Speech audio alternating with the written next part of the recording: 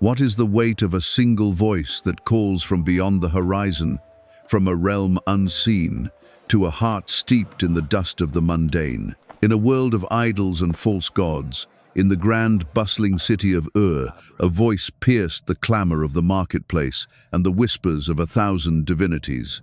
It did not boom like thunder or shimmer like the Sunday. It spoke with the quiet authority of eternity, and it called a man to an impossible journey. This is the story of Abram, a man of 75 years, with a wife named Sarai, and a life woven into the familiar fabric of his homeland. His city, Ur of the Chaldeans, was a marvel of the ancient world, a hub of commerce and culture, a monument to human ingenuity. But it was a city built on the worship of the moon god, Nana, a place where people sought security in stone deities and fleeting comfort in worldly possessions. Abram, though a man of influence and wealth, was a stranger to the gods of his people. His heart yearned for a truth greater than the stars his ancestors worshipped. Then the voice came, "Go from your country, your people, and your father's household, to the land I will show you. I will make you into a great nation, and I will bless you. I will make your name great, and you will be a blessing. I will bless those who bless you, and whoever curses you, I will curse. And all peoples on earth will be blessed through you." It was a command both terrifying and breathtaking. Leave everything, the known for the unknown, the tangible for the intangible. The voice offered no map, no detailed itinerary, only a promise as vast and as incomprehensible as the night sky. And so, in an act that defied all reason and all human understanding, Abram obeyed. He took his wife, his nephew Lot, and all his possessions, and set forth on a journey whose only compass was the whisper of a divine voice. This was not a physical journey alone. It was the first step on a spiritual odyssey that would forge him into Abraham, the father of faith, the covenant and the great promise. The journey was long and arduous. They left the Fertile Crescent, the cradle of civilization, for a land that existed only in the promise of God. When they finally arrived in Canaan, a land of hills and valleys, the promise seemed as distant as ever. The land was beautiful, but it was already inhabited by the Canaanites. Here, Abram built an altar to the Lord, in a land he did not yet possess, in an act of prophetic worship. It was here, in this strange and beautiful land, that the first seeds of his great lineage would be sown. Years passed, and the promise of a son, the foundation of God's entire covenant, remained unfulfilled. A profound loneliness settled in Abram's heart. He was rich in livestock and servants, but his household was empty of an heir.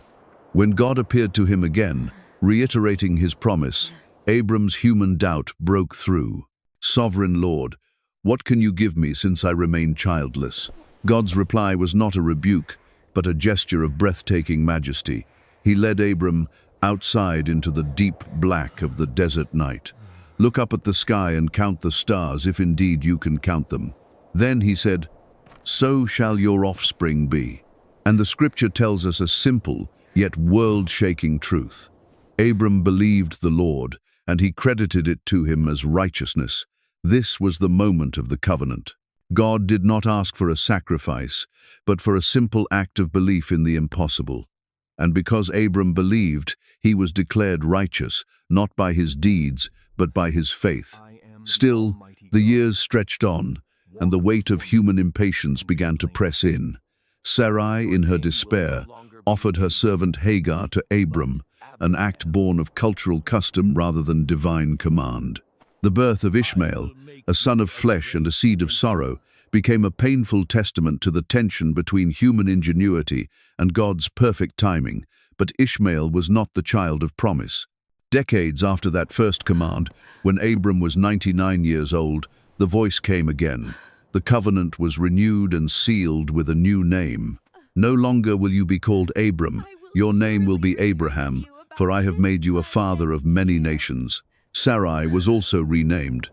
"Sarai, your wife, will bear you a son, and you will call him Isaac." The name Isaac, meaning he laughs, was a divine prophecy, a promise that the unyielding barrenness of the desert and the sorrow of old age would give way to an overwhelming joy. Sarai, overhearing the promise, laughed to herself, a laugh born of old age and disbelief. But the Lord, with a gentle rebuke that echoed with eternal kindness, asked, "Is anything too hard for the Lord?" Her laughter of doubt would soon become a laughter of a miracle. The righteousness and the miracle of Isaac.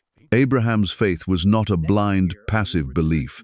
It was a living, active trust, and it was tested in the fire of his actions. When two angels, disguised as men, visited Abraham and Sarai, they repeated the promise of a son within a year.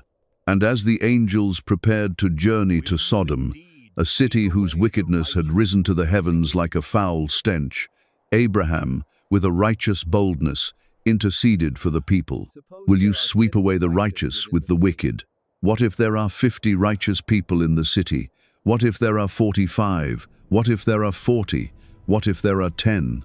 His intercession, born of a deep concern for justice and mercy, was a beautiful reflection of the very heart of God.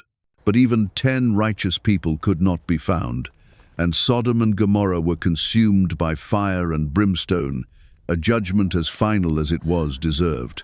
The story of Lot's escape and his wife's transformation into a pillar of salt served as a stark, solemn warning against looking back to the life of sin. And then, just as the angels had promised, in the fullness of time, in the spring of Sarai's 100th year and Abraham's 99th, the miracle happened. The laughter of disbelief was silenced by the joyous cry of a newborn. The child of the promise, Isaac, was born. He was the living, breathing testament to God's faithfulness, the proof that the impossible is merely a canvas for the divine to paint his masterpiece. For a time, joy reigned. Abraham's heart was filled with a peace he had never known. The long, silent years of waiting had come to an end, and the promise, so vast and so distant, was now a small, precious boy, a source of light and laughter. The legacy of a great nation, so long a divine blueprint, had begun to take form in a single, precious life, the ultimate sacrifice. But God's plan was greater, and Abraham's faith was to be tested one last time in the most agonizing crucible of all. The voice that had first called him from Ur now gave him a command more devastating than any before. "Take your son, your only son, whom you love, Isaac, and go to the region of Moriah. Sacrifice him there as a burnt offering on a mountain I will show you." The words must have shattered Abraham's heart. He was being asked to sacrifice the very son who was the vessel of God's promise. The promise that he had waited for, the miracle he had celebrated all, was to be undone by his own hand. This was not a test of obedience alone, but a test of his absolute trust in God's plan, even when that plan defied all logic and all human comprehension. Without a word, without a moment of hesitation, Abraham obeyed. He rose early the next morning, split the wood, saddled his donkey, and with Isaac by his side, began the 3-day journey to the mountain God had designated. The silence of that journey was more profound than any conversation. The father and son walked in silence, a heavy shadow of sorrow falling over their path, each step a testament to a father's broken heart and an unyielding faith. On the 3rd day, as they neared the mountain, Abraham raised his eyes and saw the peak in the distance. He left the servants behind, saying to them, "Stay here with the donkey while I and the boy go over there. We will worship, and then we will come back to you." In this single sentence, Abraham's faith shone through. He believed, with every fiber of his being, that God would bring them back together, that somehow the promise would be fulfilled even after the sacrifice. Isaac, burdened with the wood for the offering, innocently asked the question that would haunt generations. "Father, the fire and wood are here, but where is the lamb for the burnt offering?" The question cut through the silence with the sharpness of a blade, a poignant testament to Isaac's innocence and Abraham's pain. Abraham replied, his voice a steady whisper against the wind, "God himself will provide the lamb for the burnt offering, my son." It was a statement of faith, a desperate prayer, and a chilling prophecy all at once. They built the altar. Abraham bound his son Isaac and laid him on the altar upon the wood. He raised the knife, his heart surely screaming in agony, his hand trembling, yet his will resolute, prepared to carry out the command of his Lord. It was in that very instant, at the climax of human anguish and divine faith, that the voice of the Lord shattered the silence. "Abraham, Abraham," the angel cried from heaven, "do not lay a hand on the boy. Do not do anything to him. Now I know that you fear God, because you have not withheld from me your son, your only son." Abraham lowered the knife, his heart swelling with a torrent of relief and gratitude, and as he looked up, he saw a ram caught by its horns in a thicket. God had indeed provided the lamb. Abraham took the ram and offered it as a burnt offering instead of his son. He named the place, "The Lord Will Provide." The test was over. The covenant was reaffirmed, and the promise was made eternal, a legacy of faith and the ultimate promise. The story of Abraham is more than a tale of a man's obedience. It is a profound, epic narrative that speaks to the heart of faith. It shows us that true faith is not the absence of fear or doubt, but the willingness to obey even when the path is shrouded in darkness. It is the ability to believe in the promise, even when all evidence points to its impossibility. Abraham was asked to sacrifice his only son, the one through whom all of God's promises would flow. He was willing to give up the very promise itself, because his trust was not in the promise, but in the promise giver. And in this final act of faith, we see a glimpse of a greater plan, a foreshadowing of the most magnificent sacrifice in all of history. For Abraham was spared the ultimate sacrifice, but God himself was not. On that same mountain, centuries later, another father would offer up his only son, not a ram, but the Lamb of God, Jesus Christ, to atone for the sins of the world. Just as Isaac carried the wood for his own sacrifice, so Jesus would carry the cross to his. Abraham's pain was a pale reflection of the divine love and sacrifice that would one day redeem all of humanity.